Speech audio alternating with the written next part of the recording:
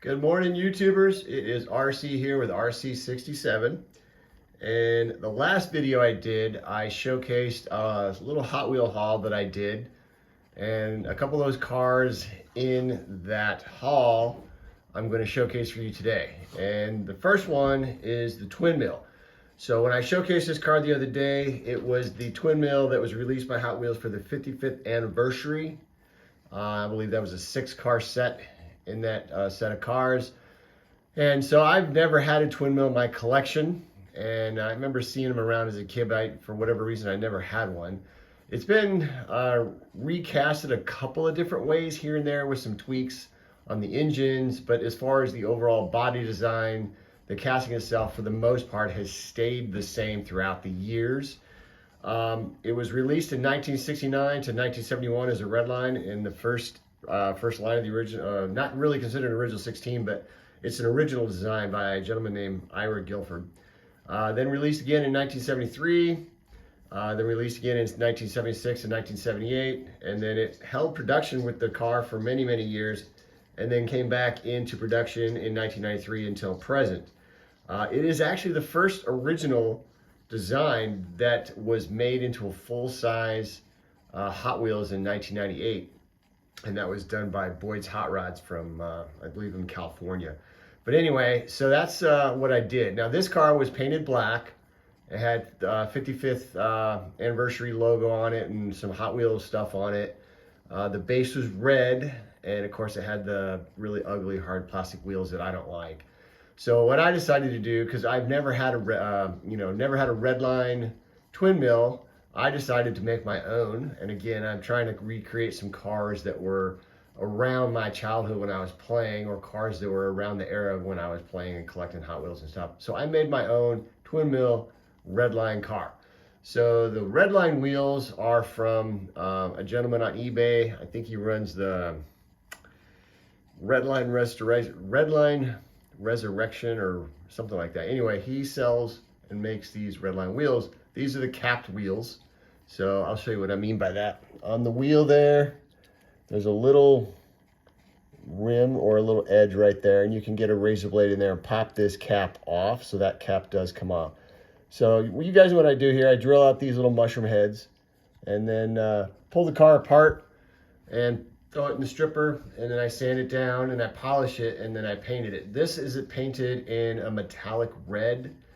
So what I did after I got it all polished and ready to go, I hit it with a little bit of a bright red underneath, like just a tack coat, and then came back with a little metallic red.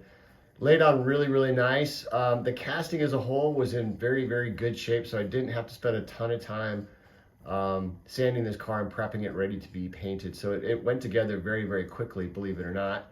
The base is red. I just sprayed it in what's called Diamond Dust Silver, and then of course chromed out the engines. They were originally gold, and the way I get rid of that is I will throw the plastic parts in oven cleaner in a cup, and I'll let it set for about 10 minutes, and I scrub it off and then rinse it, and then I re-chrome it, and there we go. But again, this car went together pretty well, minimal issues. I did notice after I put it together, there was a little scar line along one edge there. I didn't notice it while I was finishing it up, but I noticed it right after I put it together. But at that point, I was like, it is what it is. It adds character to the car. And again, it's just a display piece to go back into my collection for me personally. So that is the first one here, did for you guys, which is the twin mill. So I hope you guys like that one. The next one here is the Rodger Dodger. And this car I actually did for my brother. And if you guys remember this car from the other day, it was in a blister pack, and it was white with some checkerboarding on it, and of course had the number 73 on the lower left front and lower right front quarter panels of the car. I wanted to get this car back to more of an original look to it, which back in the day when Rodger Dodger was first released, it had the flames across the hood, the top, and the trunk of the car. So this car has been through a couple different retoolings. This car came out in 1974. It is actually a replica model or a similar replica model of a modified 1973 Dodge Charger SE, designed by a guy named Larry Wood. This car's had several retoolings, if you will. So it came out in 74 to 75, from 74 to 75 to 1979. Then it was retooled from 1998 to 2013, and then it had a second retooling from 2015 to present. Some of the retooling differences, if you notice on the car here, you'll see the side pipes coming out of the bottom of the car. The original casting, the motor, when this swings around, I'll show you guys here.